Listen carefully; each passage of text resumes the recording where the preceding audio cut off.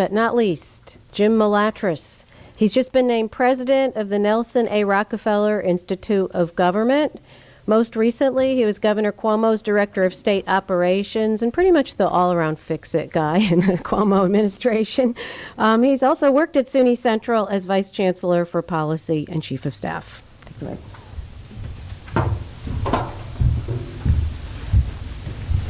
Good morning. Point of privilege. Mary Beth and I actually worked together very closely. She was the budget director while I was the director of state operations. She was tougher on me internally. She was taking it easy on me today, so I appreciate that. When I first got invited to this yesterday, I knew I may be in some trouble, given this was the title of the panel, the hidden cost of free, so I knew I was in for it, or the alternative, which was, or Malatras is in for a very long day.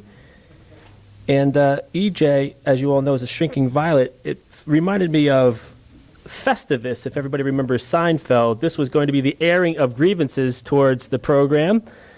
And everybody took it kind of easy on me, probably because we were all three of us up on the panel. We're UAlbany alums, so we have to be in it together a little bit. Well, I look at it this way. That is not Mary Beth LeBate, that is Goldilocks. Some people say the program is too much. Some people say the program doesn't do enough. We think we got it just right. But the important thing, which I think all the panelists were describing today, was it highlights the need and importance of public higher education in today's economy, in today's workforce, and what we need to do to get more people into the system and educated. Just briefly, EJ went through the overview of the program, so I'm not going to go through the overview. I'm going to go high level on some of our issues. I think Beth said it, and sometimes it goes back and forth. Free college versus free tuition. This is not free college. This is not a free college proposal, but a lot of people say it's free college. This is free tuition. New York State has a very robust program, which we've talked about already in the TAP program. It is a taxpayer program. We do believe investing heavily in our public higher education system. Right now, this is sort of what it looks like, rough terms, and I think EJ went through the numbers, net taxable income versus adjusted gross income. I'm using adjusted gross income. Right now, the lower bracket, free tuition. In the middle, $50,000 to $100,000, there's some partial tuition that the state underwrites through TAP, and $100,000 to $125,000 bupkis, which is a Yiddish term for nothing, just in case you're following. We changed this in the Excelsior Scholarship Program. We closed the gap where those two brackets will get free tuition. That doesn't mean free college, room and board, fees, those types of things, but it is a subsidy to help make college more affordable. And if you put that into real terms, it's about a $24,000 benefit for some families that currently would have to pay those tuition costs. But it's more, and Mark got to this, this is about access to higher education and completion, which I want to talk about because Mary Beth mentioned why not just do TAP. But instead of going through the details of all the programs, because I think EJ laid it out very nicely, I want to just address some of the key concerns that were raised by this panel and others, and then I could turn over to your questions because hearing me drone on and on is probably not as important. The first piece, why not focus on helping low-income students, which is one of Beth's point. This is the toughest category. If you want economic and social mobility, you have to address the lower brackets of our society to give them a chance. The real issue is New York, and EJ mentioned this, we do well actually in the low income side. If you put all of the access to financial assistance together, not only do the low income bracket students get full tuition now, they also get other expenses paid for if you put all the financial aid package together. So some said, well, this is unfair because now you're giving tuition to more people, but what about the cost of books and living expenses, et cetera? Right now, TAP covers up to $5,165. What's not talked about as much, no one talked about it on their chart today, EJ didn't even mention this, under the SUNY 2020, CUNY 2020 Rational Tuition Plan, campuses had to make up what we call the TAP gap. So $1,300 goes to a student right now from campuses to make them whole, especially on the lower income side. Then you add other programs like Pell and other federal and state programs Those are for expenses. So that's net above tuition costs. So on the lower income side, kids are getting more than just tuition now. They're getting access. It's not 100% free, but they're getting access to living expenses that others are not. Then we're doing other things in the state. It's not perfect, and we need to do more, and I think Mark talked about it. There's programs called ASAP. This is the alphabet soup of higher education, right? You can give an acronym for everything. EOP, community schools, they're extra programs to help a student through the higher education process on the lower income side. We're very proud of that in New York State. I think this governor has been proud of it. I think previous governors have been proud of those types of programs, TAP, plus all of these other strategies to help improve a student, a lower income student, try to achieve some higher education access and hopefully economic and social mobility. This one, I took this from Beth's op-ed, not that I read Beth's op-ed in the Daily News.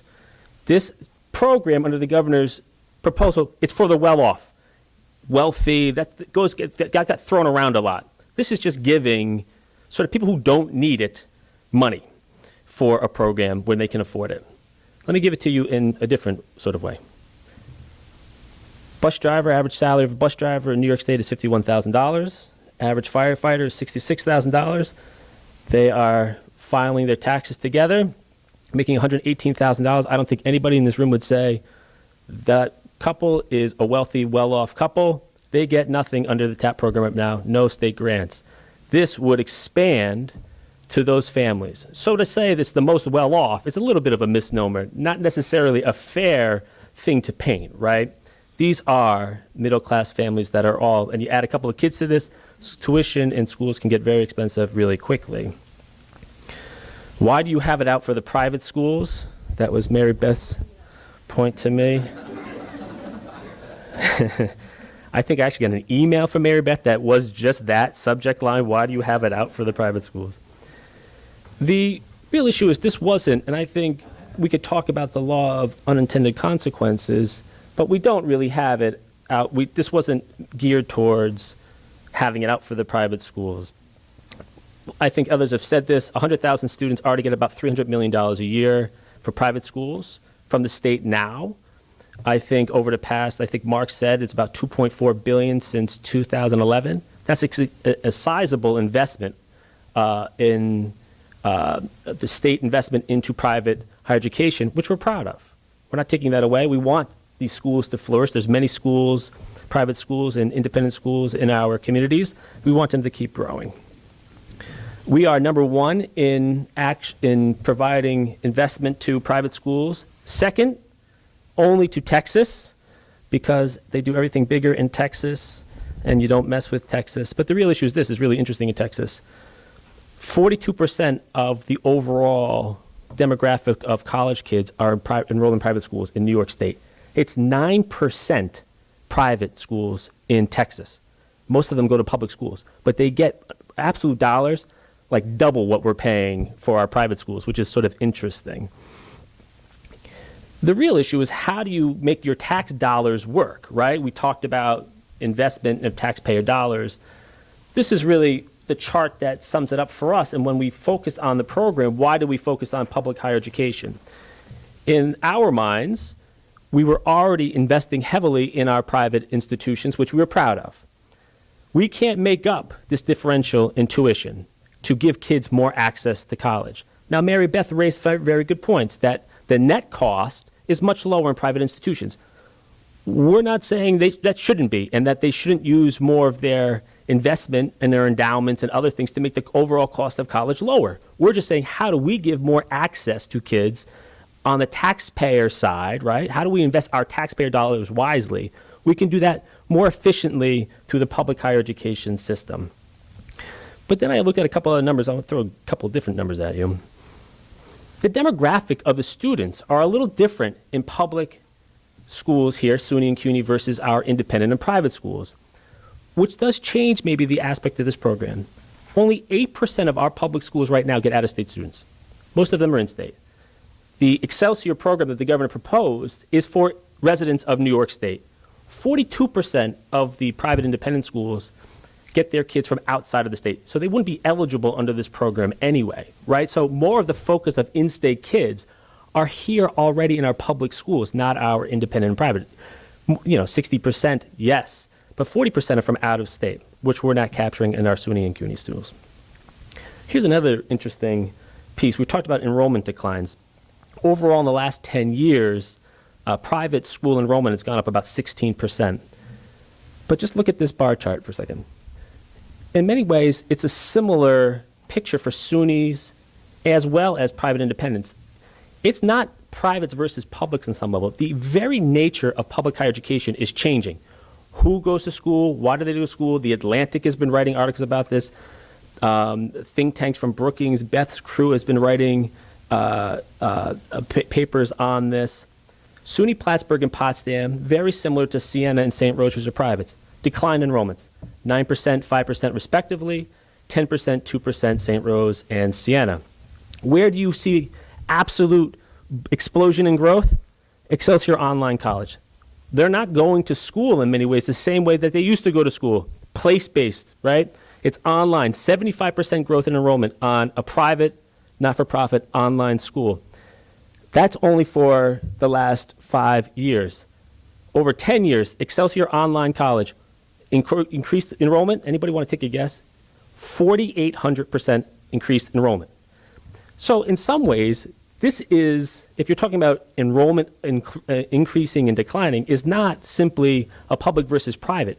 It's how students who want to go to college actually view a college now. We don't necessarily have to go to school anymore. We can go online and other places. So I think it's more complicated and nuanced than just saying, if you're doing the Excelsior tax credit program where tuition in New York State is already $6,400 versus $34,000, even with the net income, the net cost coming down, it still says something different.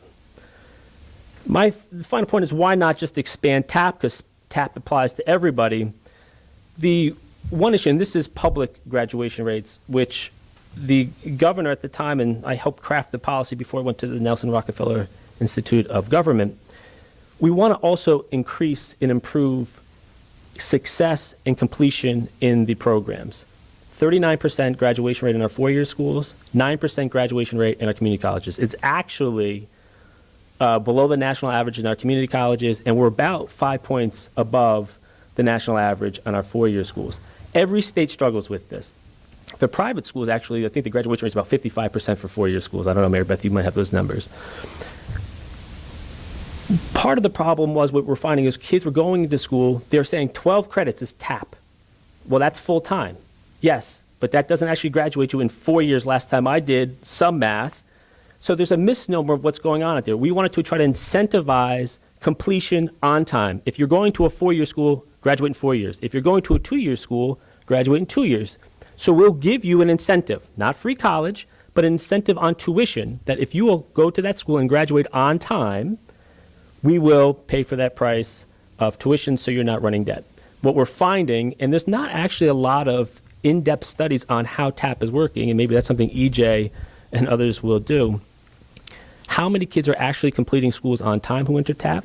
What is their graduation rates generally? Are they dropping out? How does that whole thing look? But what we're finding is the overall aggregate numbers, now every school is different, that the graduation rates are too low. So it wasn't simply about access to college education, it was also completion, which I stole, I admit, from the Chancellor of the State University of New York, which is Nancy Zimpfer.